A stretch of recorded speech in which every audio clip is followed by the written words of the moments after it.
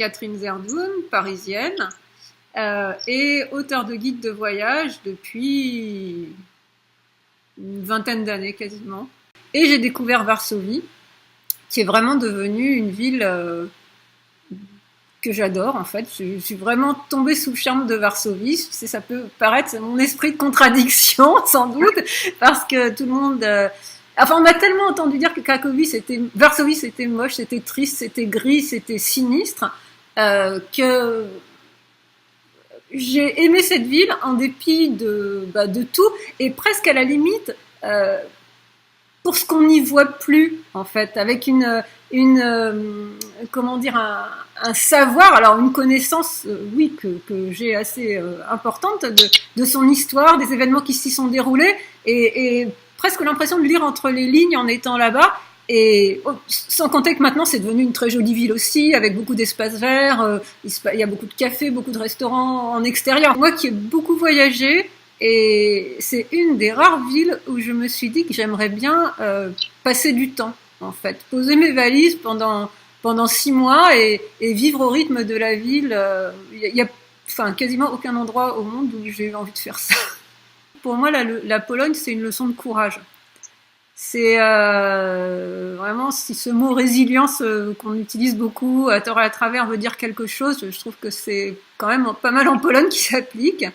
Je trouve que c'est l'histoire d'une renaissance permanente, et j'ai trouvé que les Polonais, c'était beaucoup des gens qui allaient de l'avant, qui alors regardaient beaucoup derrière eux et sur leur passé, mais plutôt comme qui se servaient de leur passé plutôt comme une force et comme un moteur que comme un frein, en fait. Je trouve que voilà, la préservation de leur langue, de leur religion dans ce pays qui a littéralement cessé d'exister, c'est quand même un cas, je ne sais pas si c'est un cas unique, mais enfin ça doit être un cas très très très rare dans l'histoire, et une préservation d'identité envers et contre tout, notamment à travers la religion. Et c'est là aussi que j'ai appris que je me suis rendu compte que l'Église jouait un rôle beaucoup plus important qu'un juste un rôle de structure religieuse. C'est vraiment un rôle social, un rôle économique, un rôle culturel. Voilà, c'est beaucoup plus qu'une simple histoire de religion comme ça l'est en France, par exemple, ou comme ça l'est devenu en France en tout cas. Et donc ça, c'était intéressant de porter un autre regard sur cette Église. Enfin, moi, j'ai pas du tout grandi dans un contexte religieux. Je suis pas du tout croyante, ça m'inspirait plutôt de la méfiance qu'autre chose, et en fait de me rendre compte que malgré tout, le rôle positif qu'avait pu avoir l'Église dans l'histoire de la Pologne, c'était assez intéressant, ça allait pas mal à l'encontre des idées reçues, voilà. Et toute l'histoire de la guerre et de la résistance polonaise pendant la guerre, qui est absolument sans équivalent dans aucun autre pays occupé. Enfin, je pense que même en France, on a des leçons à prendre de la résistance polonaise, de la manière dont elle s'est organisée, dont elle était structurée, des actions qu'elle a accomplies, qui sont, oui, littéralement sans équivalent en Europe. Et ça, c'est pas du tout connu, en fait. C'est pas enseigné. Moi, je l'ai découvert, moi qui ai fait des études d'histoire autour de cette période, je l'ai découvert par moi-même après, en fait, en regardant un film qui m'a aussi beaucoup marqué, qui s'appelle L'Anneau de Crin, de Wajda, et qui est sur l'insurrection de Varsovie.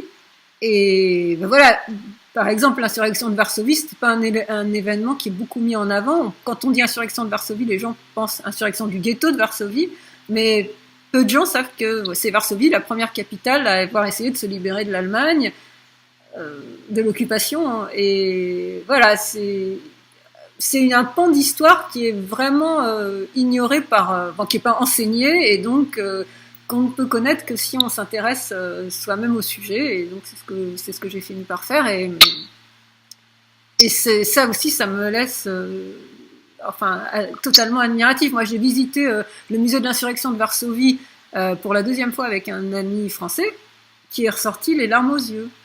Voilà, c'était pas une mauviette, c'était pas et ça laisse ça laisse admiratif, ça laisse ça brise le cœur de penser à toute cette génération qui a été fauchée. Enfin, c'était vraiment le double effet, quoi. Fauchée d'un côté par les Allemands, fauchée de l'autre par les Soviétiques. C'est toute